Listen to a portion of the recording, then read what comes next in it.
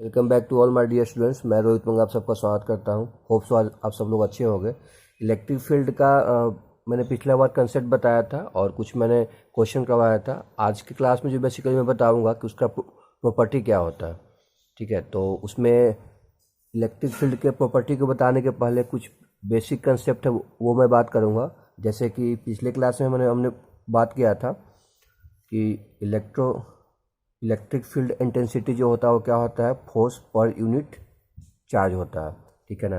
और आज हम देखेंगे क्या कि जो डायरेक्शन जो इसका होता है कि किसी भी इलेक्ट्रिक फील्ड में कोई अदर फोर्स को प्लेस करने पे या अदर टेस्ट चार्ज को रखने पे उस पे जो उसका जो डायरेक्शन होगा वो सेम होगा इलेक्ट्रिक फील्ड का। ठीक है, दैट मीन्स कि हमारा कहना ये है कि अगर हमारे पास एक पॉजिटिव चार्ज है, ठीक है ना, इस पॉजिटिव चार्ज के कारण हम क्या देखेंगे कि एक इसके आसपास एरिया में एक इलेक्ट्रिक फील्ड जनरेट होगा, यानी कि वो इसके सराउंडिंग में नियर बाय कोई भी चार्ज आप अगर प्लेस करोगे तो क्या करेगा। जैसे कि मान लीजिए कि यहाँ पे हम पॉजिटिव चार्ज को, जिसको हम टेस्ट चार्ज नाम देते हैं, इसको प्लेस करेंगे तो क्या करेगा, वो इसको बाहर की ओर फोर्स लगाएगा। ठीक है ना। तो इससे पता चलता है कि अगर पॉजिटिव चार्ज हमारे पास है तो उसका जो डायरेक्शन बेसिकली होगा वो बाहर की ओर बाहर निकलेगा। ठीक है ना, आउटवर्ड निकलता है। ठीक है, यानी कि यहाँ पे अगर देखा जाए कि यहाँ पे जो इलेक्ट्रिक फील्ड लाइन जो यहाँ पे हम शो कर रहे हैं, है ना, वो बेसिकली क्या है, आइसोलेटेड पॉजिटिव चार्ज के बारे में बात किया जा रहा है। आइसोलेटेड पॉजिटिव चार्ज का मतलब क्या होता है, आइसोलेटेड का मतलब क्या होता है कि अदर कोई फोर्स इस पर अप्लाइड नहीं हो रहा है। ठीक है ना। तो यानी यहाँ पे कह सकते हो आप कि इलेक्ट्रिक फील्ड लाइन के बारे में अगले क्लास में और हम बात करेंगे, बट अभी जो फिलहाल अभी कंसेप्ट हमको देखना है कि electric field line of an isolated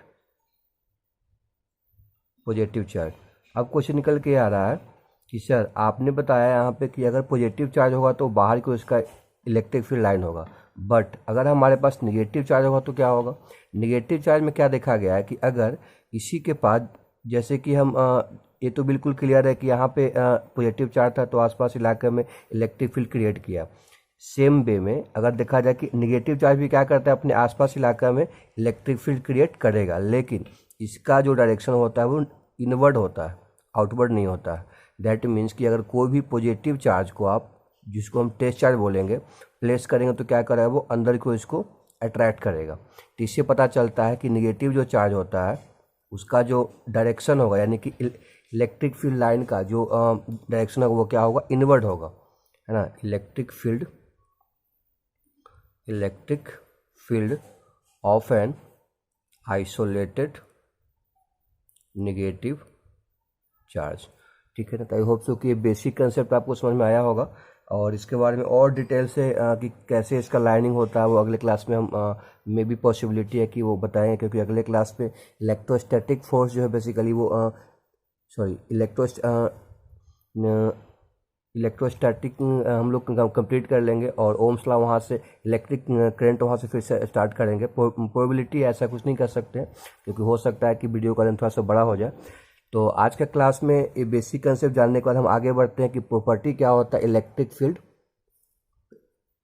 field का।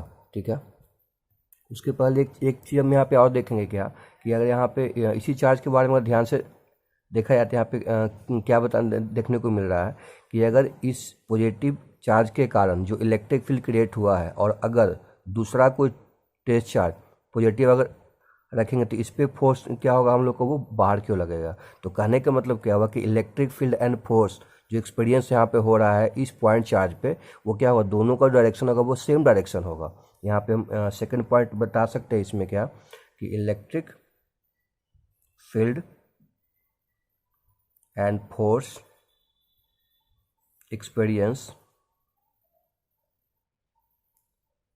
Experience is in same direction.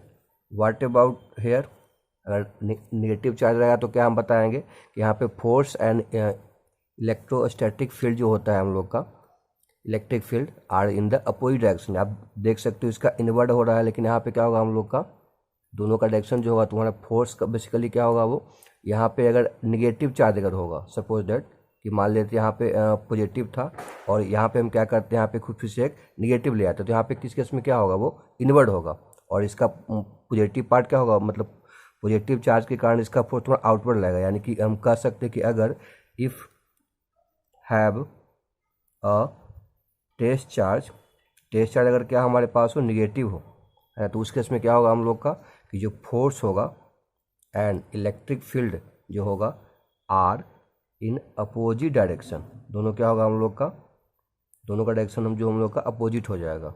ठीक है, तो इसी कंसेप्ट को आगे बढ़ाएंगे अभी हम, तो पता चलेगा हम लोग को कि इसमें क्या क्या इसका प्रॉपर्टी होता है हम लोग का। इसी कंसेप्ट को ध्यान में रख के बात करेंगे तो प्रॉपर्टी हम लोग को क्या हो जाएगा, समझ में आ जाएगा। तो हम बात करेंगे इलेक्ट्रिक फील्ड इंटेंसिटी का प्रॉपर्टी के बारे में बात करेंगे क्या होता है। सबसे पहला प्रॉपर्टी अगर बात किया जाए कि इलेक्ट्रिक फील्ड इंटेंसिटी का प्रॉपर्टी क्या होता है, तो बेसिकली क्या है, ये वेक्टर क्वांटिटी है और इसका जो डायरेक्शन होगा वो क्या होगा, वो सेम होगा as the direction of the force जो एक्सपीरियंस करेगा किसी भी पॉजिटिव चार्ज के द्वारा उस पॉइंट पे। ठीक है, बात की जाएगा क्या हम लोग कि it is a vector quantity, it is a vector quantity, it is a vector quantity. अगर हमसे कोई पूछे कि इलेक्ट्रिक फील्ड इंटेंसिटी क्या होता है, यानी कि वो एक वेक्टर क्वांटिटी होता है, यानी कि उसमें डायरेक्शन होगा, तो इसका डायरेक्शन क्या होगा, इस डायरेक्शन इज सेम, इसका डायरेक्शन सेम होगा किसके, as the direction of the force experience by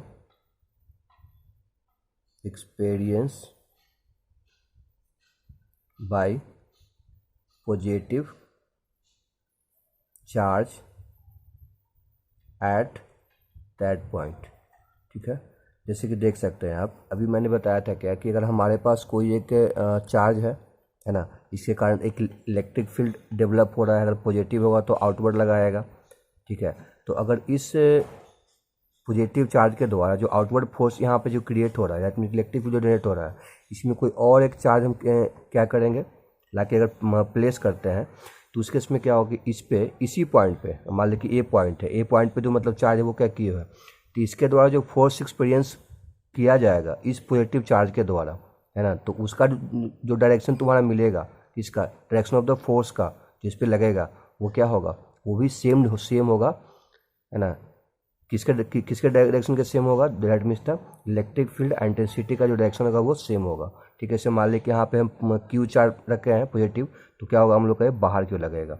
ठीक है ना, इस तरीके से पता चलता क्या है कि जो इलेक्ट्रिक फील्ड इंटेंसिटी होता है वो वेक्टर क्वांटिटी होता है और इसका जो डायरेक्शन होगा वो सेम होगा, है ना। ध्यान देने वाली बात है कि इलेक्ट्रिक फील्ड इंटेंसिटी का डायरेक्शन जो वो सेम होगा, किसके सेम होगा, उस डायरेक्शन के जो फोर्स एक्सपीरियंस करेगा कोई भी पॉजिटिव चार्ज को उस पॉइंट पे प्लेस करने पे, क्योंकि यहाँ पे हम जो पॉजिटिव चार्ज है इसके आसपास इलेक्ट्रिक फील्ड क्रिएट हुआ है। अब इसी के सराउंडिंग में जहाँ तक इलेक्ट्रिक फील्ड इसका है, जहाँ तक फोर्स अप्लाइड करेगा, क्योंकि इन्फिनिटी पर रखें तो अप्लाई तो उतना होगा नहीं, तो इसलिए हम यहाँ पे अगर रखेंगे इस पॉइंट ए पे क्यू चार्ज को, तो इस पे जो फोर्स का जो इस पे ऑब्वियस बात इसके द्वारा एक फोर्स लगेगा, तो कहाँ लगेगा, वो बाहर के फोर्स लगेगा। तो कहने का मतलब क्या है कि इसका जो डायरेक्शन होगा फोर्स का जिस और होगा उस वही तुम्हारा डायरेक्शन क्या होगा, सेम होगा इलेक्ट्रिक फील्ड इंटेंसिटी का। क्लियर है, आई होप सो इस बात समझ में आपको आया होगा। नेक्स्ट पॉइंट के प्रॉपर्टी को बढ़ते हैं। इसमें क्या कहता है कि अगर हमारे पास इलेक्ट्रिक फील्ड है ना, और किसी पॉजिटिव चार्ज के कारण जो इलेक्ट्रिक फील्ड है वो ऑलवेज क्या होगा, अवे फ्रॉम इट, है ना, और while due to negative charge के कारण वो क्या होगा, always toward it. Electric field की बात कर रहा है हम लोग का, दैट मीन्स कि अगर हमारे पास कोई इलेक्ट्रिक फील्ड है, क्या करना चाह रहा है इसमें, electric field due to positive charge, बहुत ही सिंपल बात बता रहा है कि अगर कोई हमारे पास पॉजिटिव चार्ज होगा तो डायरेक्शन उसका क्या होगा, हमेशा उससे दूर होगा। बिल्कुल सही कहना है ना। इलेक्ट्रिक फील्ड क्या होगा तुम्हारा, किसी भी पॉजिटिव चार्ज के कारण वो हमेशा उससे दूर होगा इलेक्ट्रिक फील्ड। लेकिन अगर नेगेटिव चार्ज होगा तो क्या होगा, वो टूवर्ड होगा, उसकी ओर होगा तुम्हारा, है ना, अभी मैंने बताया था। तो इसके लिए मतलब यहाँ पे हम बात करें कि इलेक्ट्रिक फील्ड ड्यू टू किसके कारण, positive charge, due to positive charge, due to positive charge is always away from it, while due to negative charge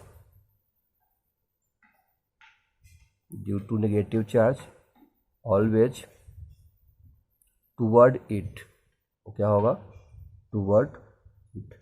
तो आई होप इस बात समझ में आपको आया होगा। ये दो पार्ट बिल्कुल क्लियर हम लोग को समझ में आया होगा, क्योंकि सेकंड पार्ट में बेसिकली क्या होता है हम लोग का कि कोई पॉजिटिव चार्ज है उसके कारण जो इलेक्ट्रिक फील्ड होगा वो ऑलवेज क्या होगा, अवे फ्रॉम, उससे मतलब दूर होगा, बिल्कुल वो बाहर की ओर।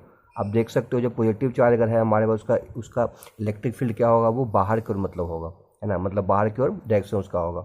लेकिन जो नेगेटिव चार्ज होगा क्या होगा, टूवर्ड, उसकी ओर होगा तुम्हारा, ठीक है ना। अब आगे बढ़ते हैं नेक्स्ट टॉपिक की ओर। अब यहाँ पे जो बातें किया जा रहा है तुम्हारा थर्ड, इसका जो प्रॉपर्टी है, एसआई यूनिट इसका क्या होगा, है ना। एसआई यूनिट की अगर बात करें इलेक्ट्रिक फील्ड इंटेंसिटी का, तो मैंने पिछले क्लास में इसको डिफाइन किया था।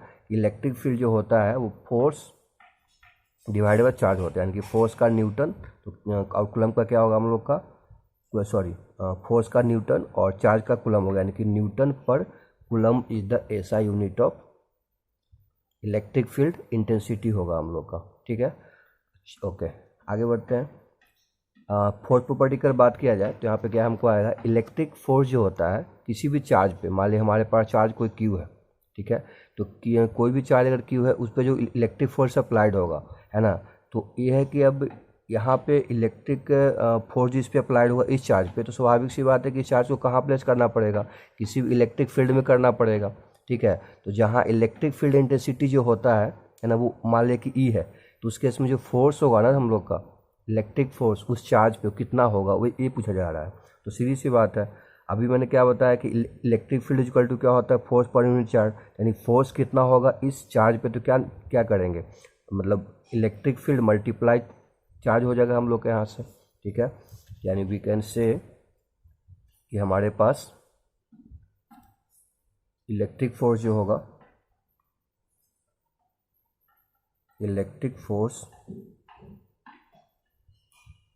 फोर्स ऑन ए चार्ज, किसी भी चार्ज पे इलेक्ट्रिक फोर्स जो होगा Q, मान लीजिए कोई चार्ज Q है, उसको प्लेस करते हैं, प्लेस्ड इन ए रीजन, किस रीजन में, इलेक्ट्रिक फील्ड के रीजन में, इन ए रीजन ऑफ इलेक्ट्रिक फील्ड, ठीक है। उस इलेक्ट्रिक फील्ड में प्लेस करते हैं और उस किसी भी पॉइंट एट ए पॉइंट, किसी भी पॉइंट पे, ठीक है। तो where the electric field intensity जो होगा, क्या होगा हम लोग का, इज ई होगा हम लोग का, ठीक है ना। तो उस केस में हम क्या बोलेंगे, तो जो फोर्स लगेगा वो क्या होगा हम लोग का, फोर्स जो होगा हम लोग का Q charge multiply electric field intensity, है ना। तो यहाँ से मतलब ये तो कंसेप्ट बहुत क्लियर है, क्योंकि मैंने पिछले क्लास में बताया था कि इलेक्ट्रिक फील्ड इंटेंसिटी को डिफाइन किया तो क्या होता है उसका formula, force per unit charge, यानी कि अगर किसी भी चार्ज Q है, इलेक्ट्रिक फील्ड के कारण उस पर फोर्स कितना अप्लाइड होगा, तो हम क्या करेंगे, इलेक्ट्रिक फील्ड का जो मैग्नीट्यूड है और मल्टीप्लाई चार्ज का जो होगा, दोनों को मल्टीप्लाई करेंगे, तो वहाँ से फोर्स जो होगा चार्ज Q को प्लेस करने पे, है ना, मतलब उस पर कितना चार्ज फोर्स लगेगा, वो Q मल्टीप्लाई ये होगा, दोनों का प्रोडक्ट निकल के आएगा, ठीक है ना। तो ये हम लोग का फोर्थ प्रॉपर्टी हो गया। नेक्स्ट प्रॉपर्टी को देखते हैं। नेक्स्ट प्रॉपर्टी की बात करें, इसमें क्या बता रहा है, it avoid the superposition principle. Question क्या है कि ये सुपरपोजिशन प्रिंसिपल क्या है, लेकिन उसमें आगे बात करेंगे। इसमें मतलब बेसिकली क्या कहता है कि कोई फील्ड इंटेंसिटी है किसी भी पॉइंट पे, कोई फील्ड इंटेंसिटी यानी इलेक्ट्रिक फील्ड इंटेंसिटी है किसी भी पॉइंट पे, दैट मीन्स किसी भी एक चार्ज डाला हुआ उसके कारण, तो वो एक है vector sum of the field intensity due to the individual point charge. कहने का मतलब क्या है, इसमें क्या बता रहा है कि अगर हमारे पास जैसे कि कोई चार्ज कोई हमारे पास क्या है, एक इलेक्ट्रिक फील्ड अप्लाई हो रहा है, हमारी यहाँ पे एक चार्ज है, एक तुम्हारा इधर अप्लाइड हो रहा है E1 मान लेते हैं, और एक हम लोग का इधर अप्लाइड हो रहा है E2 मान लेते हैं, ठीक है। तो यहाँ पे हम क्या देखेंगे, जिस पे नेट जो अप्लाइड होगा इलेक्ट्रिक फील्ड वो कितना होगा, दोनों का सम करेंगे हम लोग, ठीक है। तो सुपरपोजिशन मेथड में हम क्या देखते हैं प्रिंसिपल में, यहाँ पे जो यहाँ पे बताना चाह रहा है कि यहाँ पे वेक्टर का कुछ कंसेप्ट यहाँ पे अप्लाइड होगा। तो वेक्टर का कुछ कंसेप्ट अप्लाइड है, तो वेक्टर तो हम लोग पढ़े नहीं है, लेकिन खैर अभी के लेवल पे 10th लेवल पे जो है आपको एग्जाम वगैरह NTSC में अगर पूछेगा अभी तो बेसिक लेवल का पूछेगा। ऐसे कभी मैं वेक्टर क्लास लूँगा तो उसमें कम्प्लीटली बता दूंगा, लेकिन जो कॉम्प्लेक्सिटी है वो अभी आप लोग को पढ़ना नहीं है, वो अभी हायर क्लास में जाएंगे तो पढ़ेंगे उसके बारे में 11 12 वगैरह में। तो अभी बेसिक लेवल पे हम यहाँ पे बात कर लेते हैं, से देखते कहीं केस 1 की बात करते हैं कि क्या क्या पॉसिबिलिटी हो सकता है। अगर हमारे पास एक पॉइंट है तो इस पर एक इलेक्ट्रिक फील्ड इधर अप्लाइड हो रहा है E1, उसका जो वैल्यू है 10 न्यूटन पर कूलम दिया हुआ है ना, और सेकंड मान लें कि इधर इधर हम लोग को जा रहा है, इसका जो वैल्यू है वो E2 इक्वल टू 2 न्यूटन पर कूलम अगर दिया हुआ, तो उसके इसमें हम क्या देखते हैं कि इस पर जो नेट जो लगेगा वो क्या हम लोग को होगा। ऑब्वियसली बात है कि यहाँ पे हम देख सकते हैं कि E1 माइनस E2 हो जाएगा। इसके पीछे कारण क्या है, दोनों का डायरेक्शन अलग अलग है, यानी कितना निकल के वैल्यू आएगा 10 माइनस 2 यानी कि 8 न्यूटन पर कूलम, ठीक है। सेकंड केस की बात करते हैं, एक और केस हम लोग को इस पर देखेंगे। तो अगर मान लिया कि हमारे पास एक चार्ज है, तो इलेक्ट्रिक फील्ड एक इधर लग रहा है E1, मान लिया कि 10 न्यूटन पर कूलम लग रहा है, एक और लग रहा है हम लोग को इधर, उसको E2 बोलेंगे, उसका वैल्यू है 2 न्यूटन पर कूलम। दोनों का डायरेक्शन जब सेम होगा तो उसमें क्या देखेंगे, ई नेट जो होगा, नेट जो इलेक्ट्रिक फील्ड इंटेंसिटी होगा वो 12 न्यूटन पर कूलम हो जाएगा। तो दोनों केस 1 केस 2 बेसिक लेवल का था, इसमें कुछ ज़्यादा समझने की ज़रूरत नहीं है, अभी जो मैंने बता रहा हूँ उतना ही काफ़ी आपके लिए, और अभी आगे जाइएगा हाई क्लास में तो इसको बात को समझ में आ जाएगा कैसे कैसे ही होता है।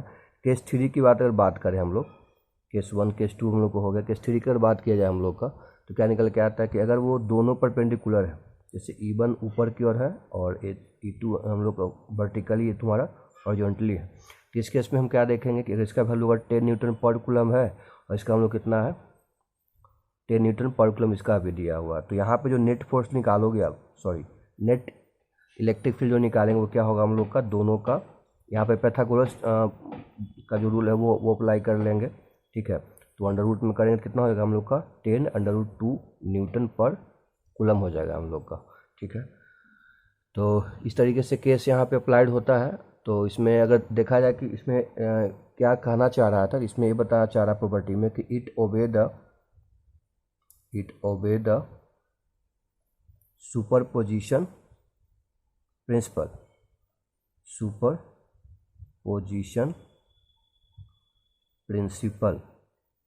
तो सुपरपोजिशन प्रिंसिपल में हम लोग वेक्टर का कुछ कंसेप्ट अप्लाई, जो मैंने अभी बताया केस लेकर अलग अलग, इतना काफ़ी अभी के डेट में, और आगे जैसे जैसे हम आगे बढ़ेंगे दैट मीन्स कि हायर क्लास में पहुँचोगे आप लोग उसके बारे में आइडिया मिलेगा, नहीं तो कभी टाइम निकाल के जो है वेक्टर को क्लियर करने की कोशिश करेंगे। तो होता क्या है कि it obey the principle position that is the field intensity,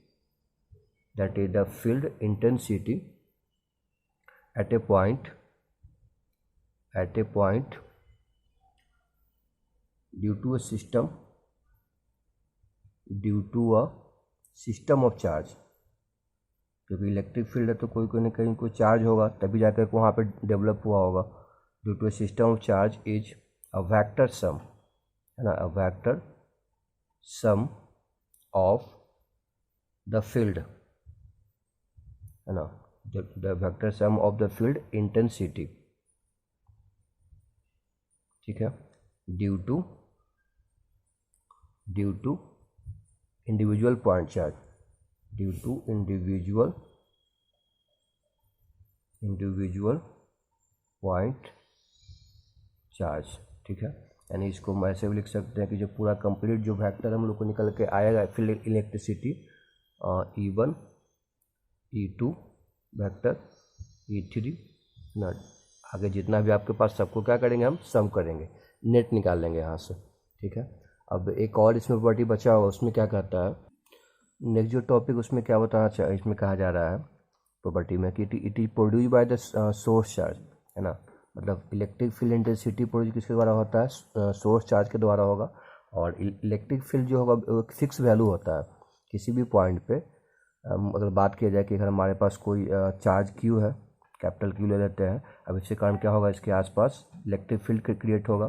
तो इसका जो इलेक्ट्रिक फील्ड क्रिएट होगा इसके कारण किसी भी, अगर मान ली इसके सराउंडिंग में एक चार्ज क्यू रखते हैं तो इस पर जो इलेक्ट्रिक फील्ड अप्लाइड होगा उसका वैल्यू फिक्स होगा।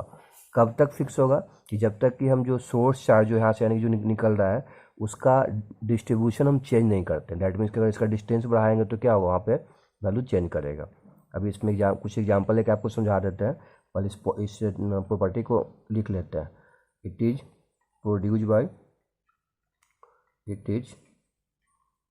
Produced by source charge.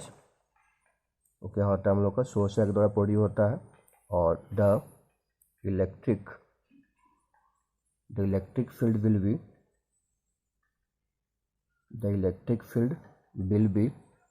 a fixed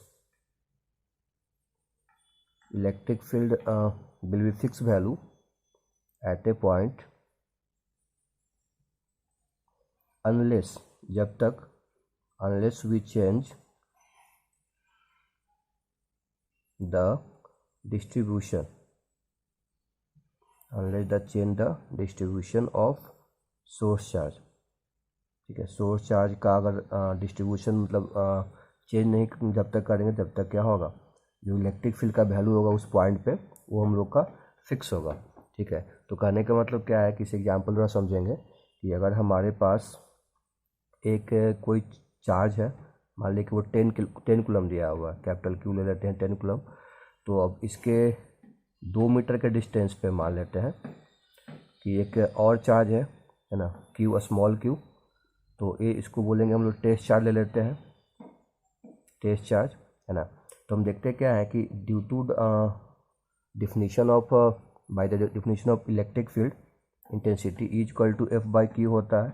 और एफ का मतलब क्या देखे थे, के मल्टीप्लाई कैपिटल क्यू, दो प्रोडक्ट जो होता है हम लोग का चार्ज का, Q divided by R square है ना, मल्टीप्लाई क्यू पहले से एक है तो क्यू से स्मॉल क्यू तुम्हारा चार्ज यहाँ पे ख़त्म हो गया, यानी कितना निकल के आ गया, के क्यू बाई आर स्क्वायर। तो आप देख सकते हो कि यहाँ पे जो के का वैल्यू हो तो क्या प्लेस करेंगे, 9 मल्टीप्लाई 10 के पावर 9, और क्यू कितना है 10 कूलम है ना, और डिवाइडेड बाई आर यानी कितना 4। डिस्टेंस पे डिपेंड करता है, यानी कि जो हमारे पास क्वांटिटी जो दिया हुआ तुम्हारा, मैग्नीट्यूड जो दिया हुआ तुम्हारा, जो चार्ज हम लिए थे सोर्स चार्ज, उस पर डिपेंड करेगा, और डिस्टेंस कितना हम रखे हुए हैं। ठीक है, तो ये बातें ध्यान रखना है जो यहाँ पे लिखा गया था कि unless we change the distribution of the source charge का वैल्यू को अगर चेंज नहीं कर रहे हैं और उसके बीच का जो डिस्टेंस है वो अगर चेंज नहीं करेंगे तो उस केस में क्या होगा, वैल्यू तुम्हारा वो मतलब तब तक फिक्स रहेगा जब तक हम चेंज नहीं करते हैं। ठीक है, तो यहाँ से वैल्यू क्या निकल के आएगा, कैलकुलेट करोगे तो 2.25 मल्टीप्लाई 10 के पावर 10 न्यूटन पर कूलम आता है। ठीक है, तो यहाँ पे क्या पता चला हम लोग, वैल्यू होगा इलेक्ट्रिक फील्ड का चेंज नहीं होता है जब तक हम लोग सोर्स चार्ज का वैल्यू को चेंज नहीं करते हैं, या सोर्स चार्ज या दोनों के बीच में पॉइंट चार्ज और सोर्स चार्ज के बीच में डिस्टेंस को चेंज नहीं करते हैं, तब तक क्या होगा, हम लोग का वैल्यू चेंज नहीं होगा। तो आई होप सो कि अगला जो टॉपिक हम लोग का है इलेक्ट्रिक फील्ड है, तो उसके बारे में आप लोग आइडिया आप लोग को होगा। इलेक्ट्रिक पोटेंशियल होगा, हम लोग अगले क्लास में पढ़ना है, तो इलेक्ट्रिक पोटेंशियल और इलेक्ट्रिक पोटेंशियल डिफरेंस वो अगले क्लास में मैं बताऊँगा, क्योंकि वीडियो का लेंथ थोड़ा सा बड़ा हो गया है। तो आज का कंसेप्ट जो मैंने बताया था इलेक्ट्रिक फील्ड इंटेंसिटी का जो प्रॉपर्टी है ना, आई होप सो कि कम्प्लीटली आपको समझ में आया होगा। तो अगर ये वीडियो आपको पसंद मतलब आता है तो आप इस वीडियो को लाइक कीजिएगा, और इस चैनल को सब्सक्राइब कीजिएगा, और उस लोगों के पास शेयर कीजिएगा जहाँ जो इसको नीडी पीपल है, तो हमें भी इनकरेज होगा। और इसी तरीके से हमारे साथ बने रहिए। You guys are amazing, keep learning, keep growing, you are the future. Thank you for the